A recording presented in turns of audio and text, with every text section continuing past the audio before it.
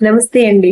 ఈ రోజు ఈ వీడియో చేయడానికి చాలా పెద్ద కారణమేముంది. ఏంటి అంటే నాకు తెలిసిన ఒక ఆవిడ జ్యోతిష్యుల దగ్గరికి వెళ్ళి ఎలా మోసపోయాను అని చెప్పింది. ఈ మధ్య మనం చూస్తున్నాం కదా, యూట్యూబ్ లో గానీ, ఫేస్బుక్ లో గానీ దేంట్లో అయినా మొహం చూసి జ్యోతిష్యం చెప్పేస్తారు, హస్తరేఖలతో జ్యోతిష్యం చెప్పేస్తారు, వెళ్ళండి మీ సమస్యలన్నీ పోతాయని చెప్తూనే ఉంటున్నారు కదా. వాళ్ళు చెప్పుకుని చూపించుకుని చెప్తున్నారా, లేదంటే వాళ్ళు డబ్బులు ఇస్తే చెప్తున్నారా పక్కన పెడితే, యూట్యూబ్ వాళ్ళు చెప్పడం వల్ల కూడా కొంతమంది జ్యోతిష్యుల దగ్గరికి వెళ్ళి చెప్పించుకుని మోసపోయిన వాళ్ళు ఉన్నారు.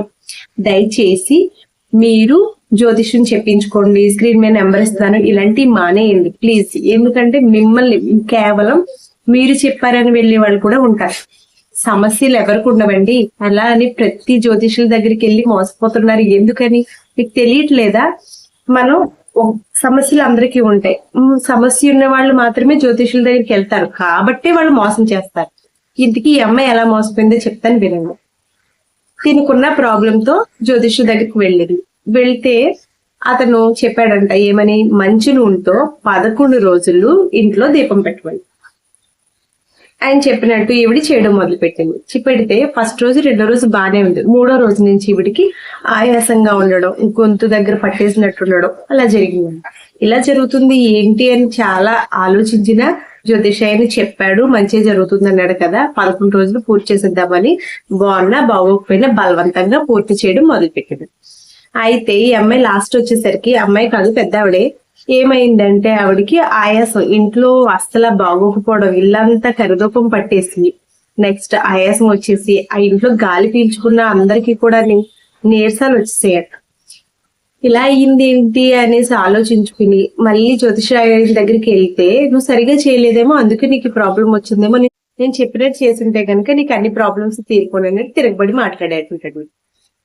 అదేంటి మీరు చెప్పినట్టే చేశానండి అని చెప్పేసి వచ్చేసిందండి. చాలా బాగా ఏమైనా ఉత్తిని చెప్పాడా? అది చెప్పడానికి ఆవిడ దగ్గర ఒక 500-1000 తీసుకున్నాడు. ఉత్తిని ఏమైనా చెప్తారేటండి వీళ్ళు? అయితే ఇంతగా ఆవిడకి ఆ ప్రాబ్లం ఎందుకు వచ్చిందో తెలుసా? మంచి నూనెతో ఇంట్లో ఎవరైనా దీపం పెట్టుకుంటారా? అది ఒక రోజు కాదు, 2 రోజులు కాదు, 11 రోజులు ఇంట్లో దీపం పెడితే ఆ దీపం నుంచి వచ్చిన స్మెల్, అది డయాక్సైడ్ గాని ఏదో ఒక విషవాయువులే కదా వదులుతుంది. ఎందుకు అంటే ఈ మంచు నూనె వచ్చి మంచిదే కదా మనకు తెలియదు. ఇప్పుడు అసలే బయట ఏం చెప్తున్నారు, ప్రతి నూనె కల్తీ కల్తీ కల్తీ.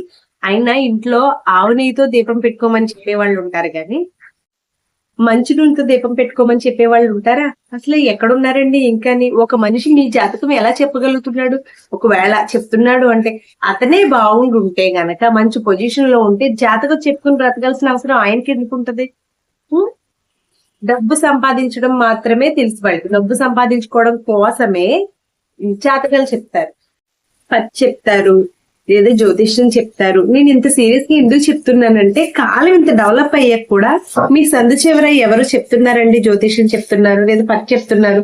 ఒక 2-3 ఫొటోస్ ఇంట్లో పెట్టుకుని ఏదో కుంకుమ బొట్టో విభూతి బొట్టో మొహాన్ని వాడేసి వాళ్ళు 100-200 తీసుకుని వాళ్ళు చెప్పింది చేసేసి, వాళ్ళు చేసిన తర్వాత అసలు అది చెప్పింది మనకి ఏమీ ఉపయోగం లేదండి, అనవసరంగా చేసామని నేను బాధపడే కంటే, అసలు ఇలాంటి ఎలా నమ్ముతారండి? మీరు ఎందుకు నమ్ముతారండి?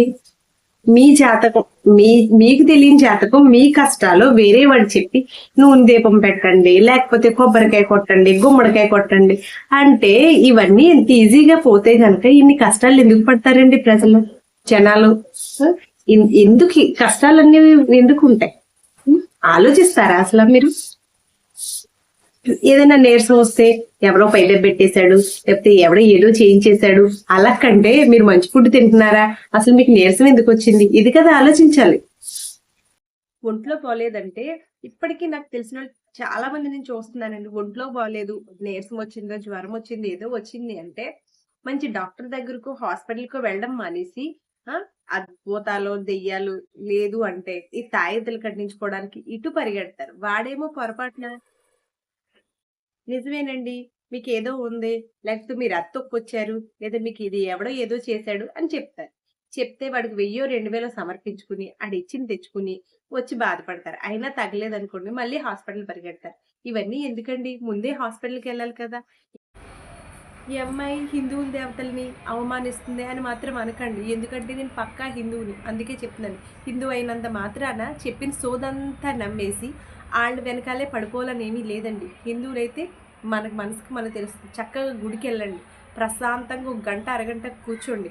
దేవుడా నాకిచ్చిన కష్టాల్లో ఎదుర్కొనే శక్తిని నాకు ప్రసాదించు అని దేవుడిని అడగండి. అంతేగాని కష్టాల్లో ఉన్నారని, ఎవరో ఏదో చెప్పారని జ్యోతిష్యుల దగ్గరకో, చెప్పే వాళ్ళ దగ్గరకో వెళ్ళి మోసపోకండి.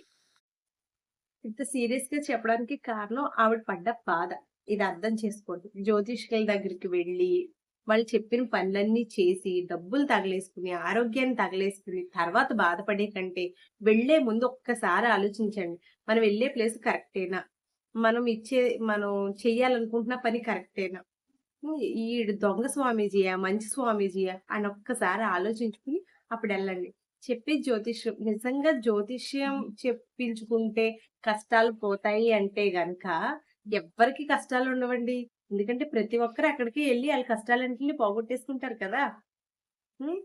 ఆ అమ్మాయి పడ్డ బాధ కోసం నేను చెప్తున్నాను. ఎందుకంటే ఈ వీడియో చూసిన వాళ్ళు నాకేమి బోలెడు సబ్‌స్క్రైబర్స్ లేరండి. కనీసం నేను చెప్పిన ఈ మాట విని ఒక 5, 6 ఒక 10 మందయినా కూడా ఈ జ్యోతిష్యుల చేతిలో మోసపోకుండా ఉంటారు అని మాత్రమే నేను ఈ వీడియో చేస్తున్నాను. దయచేసి వినండి. ఏంటి అంటే యూట్యూబ్‌లో చూసి నంబర్ ఇచ్చారు అని కాల్ చేస్తున్నామనో, నంబర్ ఇచ్చారు ఆ జ్యోతిషి దగ్గరికెళ్ళామని వాళ్ళు ప్రమోషన్ చేస్తున్నారేమో, వాళ్ళు డబ్బులిస్తుంటే చెప్తున్నారేమో. నా ఆవేదన అర్థమైందని అనుకుంటున్నాను. దయచేసి జ్యోతిష్యుల దగ్గరికి వెళ్ళే ముందు ఒక్కసారి ఆలోచించి వెళ్తారని అనుకుంటున్నాను. Thank you for watching.